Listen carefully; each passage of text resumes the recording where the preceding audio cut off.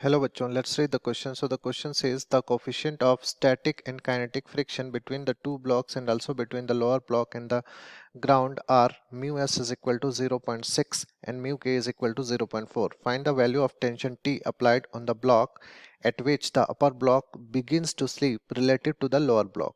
Okay. तो यहाँ पे हमें कुछ ऐसा सिस्टम दिया गया हुआ है और हमें ये निकालना है कि टेंशन का वैल्यू क्या होगा कि उसके लिए जो है ऊपर वाला ब्लॉक जो है जस्ट स्लिप करना स्टार्ट कर देगा। ठीक है, तो सबसे पहले हम यहाँ पे देखते हैं कि की कॉन्सेप्ट हम क्या यूज करने वाले। ठीक है, तो की कॉन्सेप्ट की अगर हम लोग बात करें यहाँ पे, तो की कॉन्सेप्ट जो हमारे यहाँ पे रहेगा, की कॉन्सेप्ट जो हम यहाँ पे यूज करेंगे वो हो जाएगा इक्विलिब्रियम। इक्विलिब्रियम का की कॉन्सेप्ट यूज करेंगे और static static and kinetic friction, static and kinetic friction का,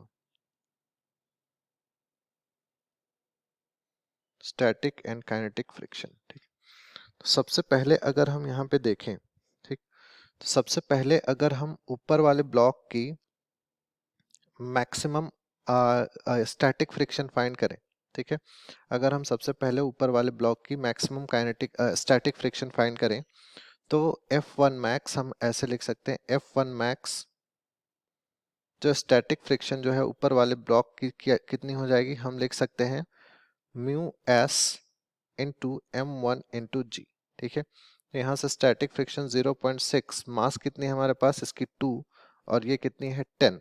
ठीक है, तो F1 मैक्स जो है, F1 मैक्स की वैल्यू हमारे पास कितनी आ जाएगी, F1 max this will be equal to 12 newton. ठीक है, तो ये हमारे पास मैक्सिमम स्टैटिक फ्रिक्शन की वैल्यू आएगी ऊपर वाले ब्लॉक के लिए। ठीक है, अब अगर मान के चलिए हमको टेंशन अप्लाई करना है, ठीक है, तो टेंशन हमको कितना अप्लाई करना होगा, तो उसके लिए सबसे पहले हमको ये जानना होगा कि इस पे जो मैक्सिमम स्टैटिक फ्रिक्शन लग रहा है वो कितना लग रहा है।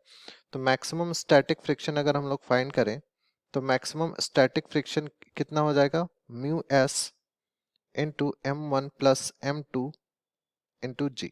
ठीक है, अब यहाँ पे स्टैटिक फ्रिक्शन की वैल्यू कितनी है 0.6, M1 प्लस M2 कितनी हो जाएगी 4 और ये 10 और ये वैल्यू हमारे पास निकल के आ जाएगी 24 न्यूटन। ठीक है, अब इस 24 न्यूटन का मतलब क्या है कि अगर हमको टेंशन अप्लाई करना है तो 24 न्यूटन से ज़्यादा अप्लाई करना पड़ेगा, तभी जा करके क्या होगी कि ये बॉडी मूव करेगी। ठीक है, अब अगर ये बॉडी मूव करती है, ठीक है, अगर ये बॉडी मूव करती है, इसका मतलब क्या है कि ये पूरा एक साथ मूव करेगी।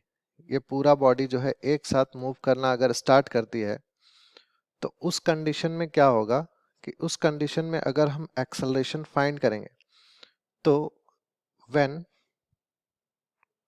When whole system when whole system starts moving,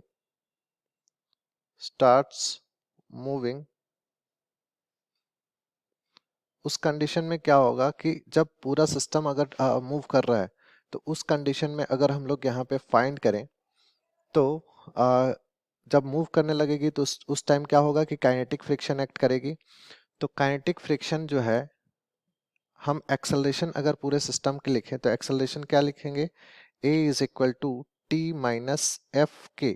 ठीक है, काइनेटिक फ्रिक्शन डिवाइडेड बाय जो भी m है, यानी कि M1 प्लस M2, ये हमारे पास एक्सेलरेशन की वैल्यू आ जाएगी। ठीक है, अब यहाँ से T माइनस एफ के अगर काइनेटिक फ्रिक्शन फाइंड करें तो काइनेटिक फ्रिक्शन की वैल्यू क्या हो जाएगी, T माइनस एफ के म्यू के दैट इज 0.4 इंटू एम कितना है, m अगर हम लोग देखें तो यहाँ पे m का जो वैल्यू आएगा वो हमारे पास 2 प्लस 2 दैट इज 4 हो जाएगा और यहाँ पे g जो है वो 10 है, तो डिवाइडेड बाई क्या हो जाएगा, m1 plus m2 divided by 4।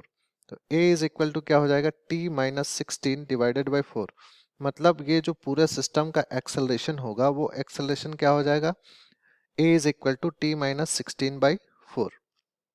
ठीक, अब अगर हम ऊपर वाले ब्लॉक पे फोर्स कितना लगेगा उस फोर्स को अगर हम लोग कैलकुलेट करें तो जो अपर ब्लॉक पे जो फोर्स लगेगा उसको हम मान लेते हैं कि दैट इज F1। ठीक है, तो यहाँ पे मैं लिख दे रहा हूँ कि द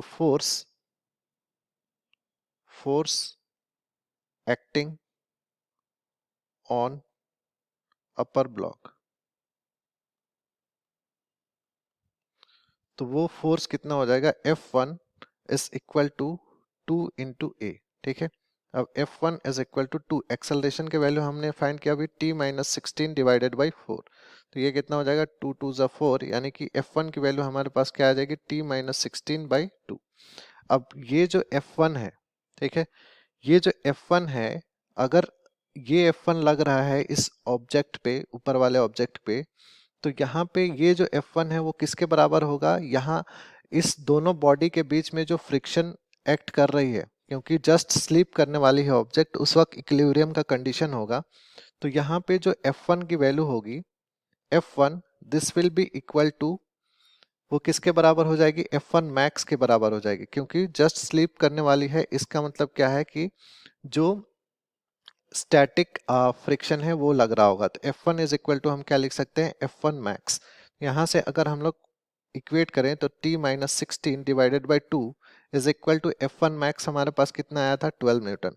तो ये कितना हो जाएगा, t minus 16 is equal to 24, यानी कि t की वैल्यू हमारे पास क्या आ जाएगी, 16 plus 24 that is equal to 40 newton. Thank you for watching the video, I hope you understood well.